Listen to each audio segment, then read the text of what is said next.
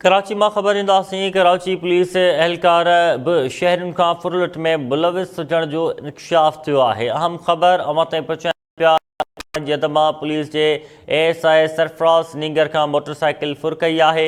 Airport police चाराय Faisal police line में motorcycle हथ करे वरती है। अवां खे आगाह कयूं पिया।